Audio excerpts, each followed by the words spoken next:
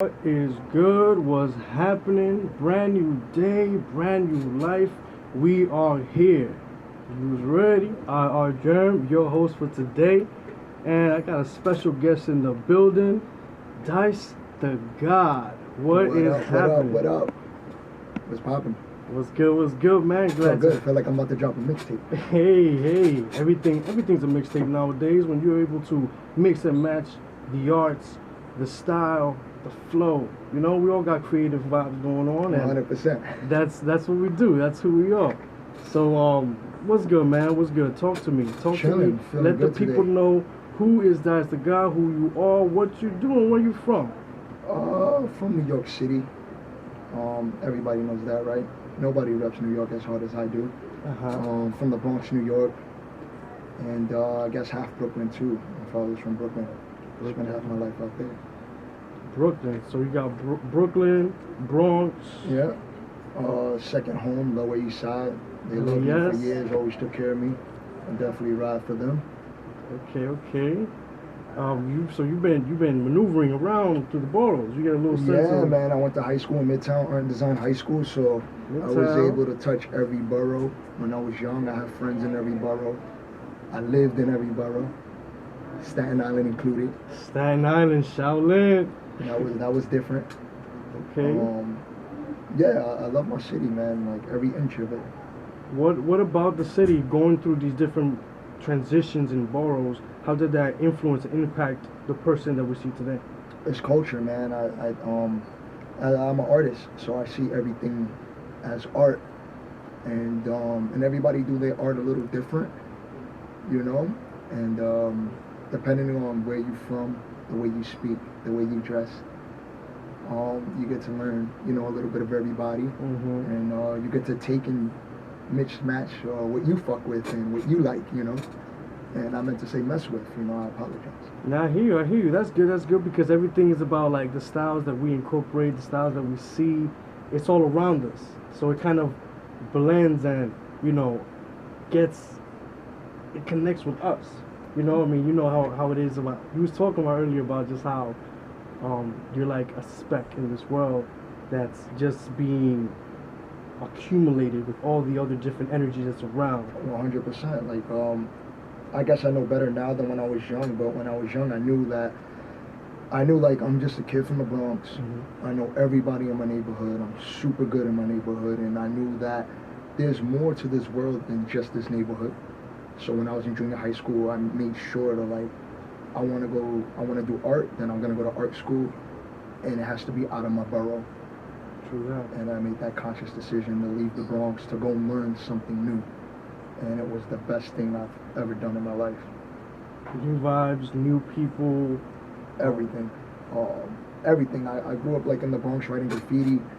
And where I'm from like the most Spanish neighborhood. I'm the only black guy there. I grew up very, very Dominican. You hear it in my voice. Grew up eating salchichon and mango and dancing bachata, merengue, and fucking... And we broke the rules. I mean, like that was my upbringing. So I wrote graffiti with all these Spanish kids and a few black kids, and didn't realize like, oh, there's white people that do that. There's Asian people that do that. And I didn't learn that until I went to school in Manhattan, and it changed my life, changed my world. That's so dope, man. You got the culture in you, man. You know we Dominicans out here, so it's like when you see New York always has like, I guess it always has different roots, different branches from all over the world. Yeah, whatever you want to be, no matter what it is in the world you want to be, we have something in New York for you. Yeah. And whatever you into, it don't matter your race or your color, like you can go do it. And I always knew that since I was young, and I always just did my own thing.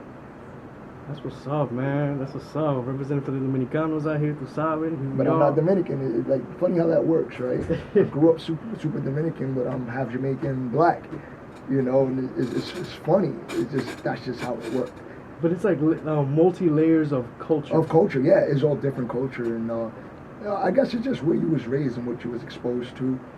And I'm blessed to have like half my life in Brooklyn too. Like that's my West Indian side of the family, so I know the Jamaican culture very well too. My father's from Jamaica. Have you been to Jamaica? Yeah, I've been a few times. how's the vibe out there, and how was your I was relationship really with the young. culture? My last experience wasn't the best experience. I was like really young, and the mosquitoes like killed me.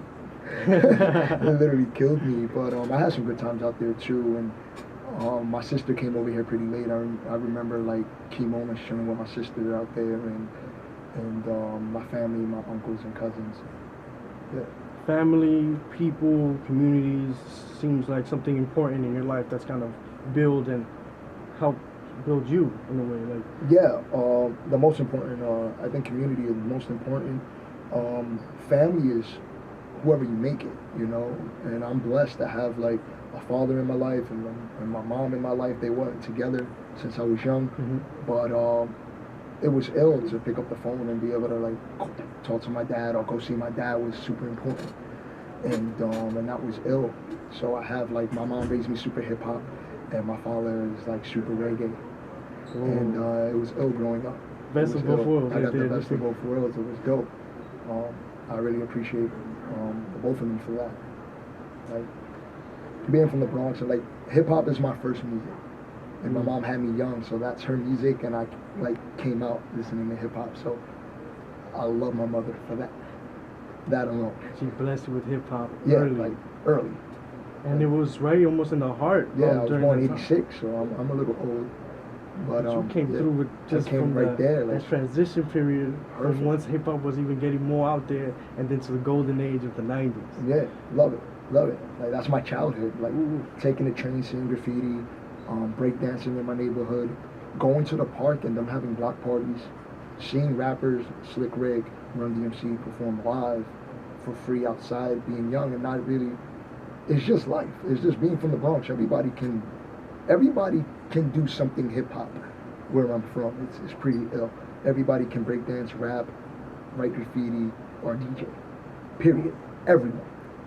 Even if they don't take it serious, they have some skill in it. Yeah.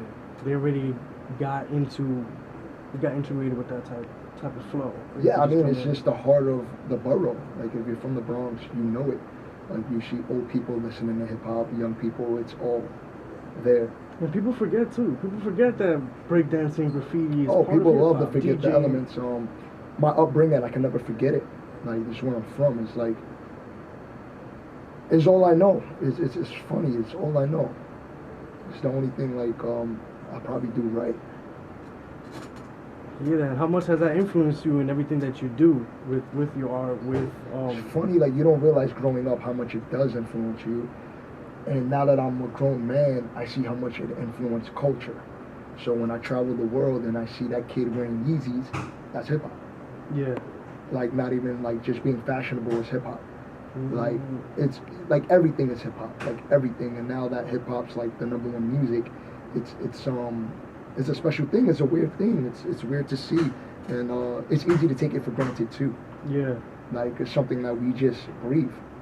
Like, we're not doing it on purpose. It's We're not weird. making $1 off of it. We do it because we love to do it. It's a way of being. It's a way of living, giving. Like, it all from like, oh, I'm rocking this shirt, wearing this hat, the way that I move, the way that I speak. It's all of attitude. that. It's Yeah. all attitude. And I apologize to everyone listening. I'm slurring my words because I have these fronts in my mouth. That's hip hop. That's Wu-Tang. This is like my fangs in the bottom of my mouth is the RZA. The risen. Like, I'm still on that same type of time. I love it. I don't even understand why I love it. I have to stop and like, why do I wear fronts? Why do I dress this way? Why do I talk this way? It's hip hop. Yeah, all the way. All the way. It's like an element, because that's when you think about those elements, right? In hip hop, fashion is one of those elements. It's like It's in there. it's almost a hidden element because it's not put out in the forefront. But then it's like, wait a minute.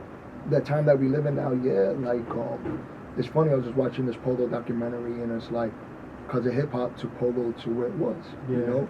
And that's our influence that we don't necessarily get paid for, that, you know, people culture roaches, they're going to take from the culture. We already know what that's about.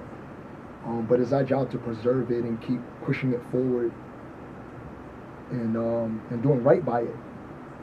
You know, it's easy to like sell it or give it away, or, you know, we gotta like take pride in it. I can't wait for this hip hop museum to open in the South Bronx.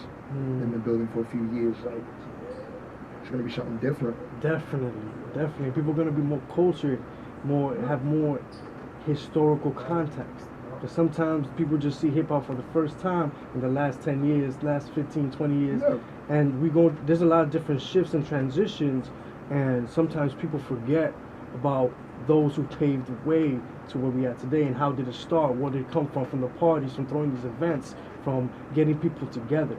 Yeah, I mean, that's, I always ask myself, how do I give back, and what can I do, right? I don't have a lot of money, so I'm not building anything, right? So my way of giving back is, my parties is mostly hip-hop. I don't tell any DJ what to play. I encourage everything. I encourage rock, I encourage house, I encourage dance, but it's mostly a hip-hop party. And I love to give the kids opportunity to come DJ, to come rap, to come play their music, and that's the best way I can give back to the culture and travel with my party. It's very important. And that's what I have for now. It's important to preserve what we have and push it forward. I'm not mad at any of the new stuff. I love all the new stuff too. It's part of the culture. It's all relevant.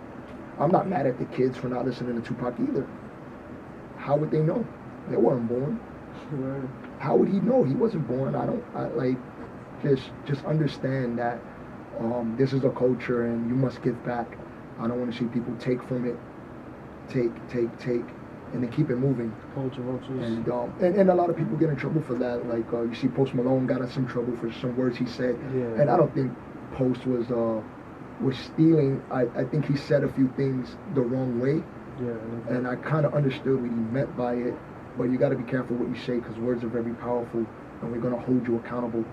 Same thing happened to Kanye. We're going to hold you accountable. We love you, but we're going to hold you accountable. Make sure that whatever you're trying to express is going to be, I don't want to say filtered in the right way. No, you want to say things the right way. And then you at least apologize. Be like, oh, I said that wrong. It's not what I meant. It's very important, because kids are hanging on by every ear. And Post kind of downplayed hip hop, in his words for what he said. Yeah. And it's not what he meant. But it's important that he got to use his privilege for good. You can't downplay hip hop when you're a white guy from Texas making hip hop. Yeah, it just seems off whenever someone sees it from the outside perspective. I mean, it just doesn't sound right. And I love Post, because Post meant this kind of country rap that I think we need. I mean, it's melodic. It's melodic. Yeah, it's not even just the sound. What it represents is very important. It's country music, hip hop. I think that's mad important. And the last time we had that was probably maybe Bubba Sparks. Bubba Sparks, Nelly had Nelly had a little country grammar, and I love it. I love what it represents. I love what it stands for. Just be more careful with the words. And that's no shot at Post. I love Post. I play Post shit all the time. Yeah, I mean, these are dope individuals, dope artists, and they come from different parts of the world, just sharing that one community, the hip-hop community, and giving them the branch of where they came from. So it's 100%. Okay, now we're adding this to the hip-hop pop. Yeah, and I love it. It's a gumbo. It's like there's no rules to it. So it's I can't culture. can't tell them that you're doing it. Yeah, you can't do it wrong. You can't do something wrong that has no rules. Exactly. And that's why I'm never mad at the kids. Take it, go left. Go left. I want to see how far you push it. And rest in peace, Triple X. That's what made him so great. He has that Slipknot influence. Mm-hmm. He has that rock influence that does go over people's head, but that's his reality. And that was lit. That was lit. He has these kind of rockish hip hop moments. That's organic. It wasn't forced. And he didn't come in trying to be, what's popping out? Let me do this and stuff. No, someone he came who was able to take yeah. some. Because that's what hip hop always does. Yeah, it took his demons and pushed them out. He took his reality and made it what it is. I love him for it, and rest in peace. He meant a lot to the culture, as we can see now that he's gone. Tentacion, man. Triple X, Extacion. That's that's the temptations in life that we all face, especially as a young cat growing up. Yeah, he's a kid. I'm not too mad at him. He's a kid. Like, people hate me for it. 6ix9ine is like my favorite rapper right now. And people hate me for it. It's my favorite dude out in New York. I don't care what anybody He say. be bugging, he be Straight wild, way. but he He's lit, ill, he yeah. live. Like, He I don't brings it. understand all of it, but it's not my job. I'm not his age. I got him by 10 years. Like, I'm not supposed to understand it. He's lit. He know how to use the internet. He know how to use the internet. He's a marketing genius. Yes, This is 50 Cent reincarnated. Yo, for real. Marketing wise, like, who's touching the kid? And then the music's good. Yeah. It ain't great, but it's good. It's good. It's consistent. I play it almost every day. Like, I love it. I'm a huge fan. I'm a huge fan. Like, I like all of it. On that same token, from New York, I'm still playing Dave East. He got like some diss record out against some kid in the Bronx. It's the best thing I heard lately. So I don't know. I just like pushing the culture forward and seeing where it goes, and it touched all these things. Like I'm watching the Louis Vuitton runway show, and it's hip hop. Yeah. They're playing Kanye West and, they got and Virgil, and then like here. yo, it's a beautiful thing. Like, I'm in tears. Like, it's breaking a barrier. It's been breaking, but you know what it is? It's been breaking these barriers, but now people can't deny it. They can't front on it. They have to be like, they have to respect it, and they have to open those doors. But do you see that though? The idea of, you see how it's been breaking, but it takes a moment to kind of solidify the validation. 100%. But that's people of color. Like, we always gotta prove to the next level or the next point to get validated. But at the same time, like, who do we need validation from? Yeah. There's like, and that's the sad thing. Like, we want validation from people that we don't really need it from, and they're not from where we're from. They don't represent where we're from, how we talk, what we do. So why would I need validation from them? That's the thing. They walk like us. They talk like us. They wear our clothes. They listen to our music. That's real. So why we have to compromise? So where's Exactly. that compromise So at? don't compromise, and I love people that don't compromise and push it forward. And to each his own. Some people will have to compromise, and that's important too. Crossover is as important as underground. 100%. It is all relevant. Because there's beyond what we see out here. You know, it's almost like now mainstream, independent, and underground are almost intertwined now. Yeah, it's all one blur. Your favorite artist is independent, but he's signed to a label behind closed doors. A lot of people were signed. They just said Triple X was signed like a couple of weeks ago for $10 million or something. You know, people running around thinking these kids are independent. They're all not independent. Because it takes something to push their It's a stuff machine. out there. Like, you need the machine. Like, you could do it independent too. It's tough. I think Fat Joe's doing well. Always. I think Fat Joe's doing well. That's independent. Yeah, you know, and stuff, but he's still under title. You see, like, well, yeah, and stuff like that. Collaboration. Well, yeah, exactly. You need the machine too. You know, like, I love what Hove is doing. That's a company that's gonna manage people, is gonna sign people, gonna do sports. Like, that's how you do it. You do everything and you push it forward. Holding it down with your name, with like the name that you got, what you have, your image of representation, and everything that follows in that line. Respect, yeah, like, respect is everything. I think right now, it's very important to do what you say you're gonna do, and it doesn't always work out that way, but always try to be your best. I always try to do my best. You gotta bring your best to the table, because no one wants some half-ass, you know. Like, No, I don't want to do it. If it's gonna be half, I'm not gonna do it, and I will gladly just be like, I'm not the right person, or I don't have what I need. And sometimes you don't need a lot. You don't. You know, all you need. I do miracles with nothing. I mean, to be honest. How do you get these parties you're talking about? These things that you kind of coordinate, these events that you set up. Like, how was that process, and what got you to do man, that? Like, when I was a kid, I always been big. I don't know why. Into nightlife. I think it's like a New York thing. We have to go to the disco. We need a disco ball. We need to go dancing. Like, you have to dress good and go out.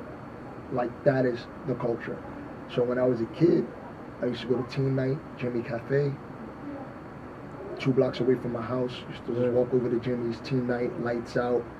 If you're my age, you know what I'm talking about. Copacabana, when it was on 34th Street. Teen night, college night. And then from that, like, my love of loud music in the club. There's nothing like it. So by the time I start hanging out downtown, I'm going out, sneaking into all these parties. Because it's so much bigger when you're underage and you're not supposed to be there. Yeah, the rush, dude. And you feel the rush because you know you don't belong there, but you're there. So if you're there, you know you belong there. Yeah, you made it happen. Super important, right? So after a while, I'm just like hanging out, and somebody gave me an opportunity to host parties, and it was probably Roxy Cottontail. There's a few key people in my life. I try to mention as much of them as possible during this interview. She was like, Dice, bring your friends to this party. I'm gonna pay you this much money, and I'm gonna give you a bottle every Monday at Sway on Spring Street. And I'm like, you're gonna pay me to come to a party that I was already coming to, and give me a bottle? Yeah. Changed my life. So now we have this party every Monday. And this party's been going on way before my time. Oh, so this is you've almost picked up where this was already going. Well, yeah, my generation. So the people I look up to had a party there called Retail Mafia. And that was the owners of A-Life, Married to the Mob. And they're much older. Not much older, but they're older than I. So they had this thing there that was going on every Monday that was lit. And I'm underage coming in. And for some reason, this girl took over the night and just started, giving a little to the younger generation. Older generation kind of hated us. Like, you know how it goes. Like, who the hell are these kids and why? Like, this is not what it is. We came with our own wave and our own rowdiness and being very immature and very stupid. So the older people kind of like stopped coming as much. And then you see the new wave of people come, and some of the older people stayed, but they're doing bigger things. These guys are like running companies, and we're just getting trashed on a Monday. Yeah. So it kind of like it was there before me, and it was even there after me, because there was a time that I stopped doing it, and there was a younger generation of new people, and all of these kids. Yeah. So that it happens. And that was my start. From there, I started hosting other parties for people. And then I get a call. I'm hosting parties for this one DJ, DJ Soul. Thank you. Paid me most of my young life, gave me mad opportunity. And then he was having problems at this one little spot, this little spot on Elgin Street, and he left. He left it. And the owner was like, whatever. So the owner calls me and was like, yo, how would you like to just take over this night? It never occurred to me that I can have my own party. I'm just hosting parties for people. I just show up, they give me a little bit of money, but I never thought that I can run a night. Like, I can hire the DJs, I can hire the host. Like, you're gonna give me a budget to do what I want to do with it. And that changed my life for the rest of my life. And I didn't think of it as a business. I thought of it like, they're gonna pay me to bring my friends to do whatever we want, and we're gonna get paid for it. It's gonna be crazy. Super. And it was cool. I didn't make mad money, but it was super lit. You got something popping. I got something popping. It was wow. And I suck with the graphics. I'm like the physical artist, like to draw stuff. And started making my own flyers every party. That's how I got nice with the Photoshop. Started hiring my friends to DJ. Now I'm like a boss. Now I gotta be in charge of paying people, and it just became a different thing. And changed my life for the rest of my life. So I start this clothing brand and this party at the same time. The clothing brand being called the City of Gods. The party being called Bible Studies. And it's like 6 years now. And it's been lit. It's been lit, and like the people that came out for me, and I look back and I'm so thankful, and I look where people are now, the people that has passed through my party or DJed for me, and I'm so grateful. There's this DJ from London, this girl Siobhan Bell. Like, one of her first time DJing was my party. She does like festivals and all the fashion shows. She's huge. World, travels the world. Beautiful girl. Love you. Thank you for even touching my party, right? thank Virgil, Harren, Preston. Without Harren, like that was our connect to Nike. That's how I even got to work over there. Free Nikes, it was lit. Thank you guys, thank you for DJing my party. It was lit, didn't have to do that. You know, and that's them giving back to culture, and I gotta make sure to give it back too, by giving the kid opportunities to DJ and putting people to host and bringing people through to these parties. And I'm very grateful. I'm grateful to still have a party. Like my last party was lit, like lit, like a couple of hundred people outside, not even kidding. And that was lit. And thank you to those people over there too that at the Lately to give me the opportunity on 16th Street. Shout out Phil, shout out that whole block, man, because it was lit. Really held it down. Wow. That's so dope, and everything was just like happening almost like fast. Yeah, and it's not easy. It wasn't like overnight. It wasn't like this. I don't have this big thing. I have this small little thing, but it's mine, and I just try to be better every time.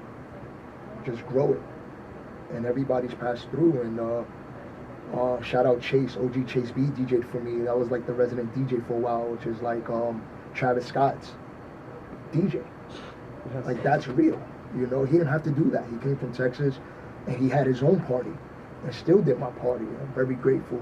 My Jersey friends, Strag, who brought that on. I still work with those guys as much as I can and didn't do it for money.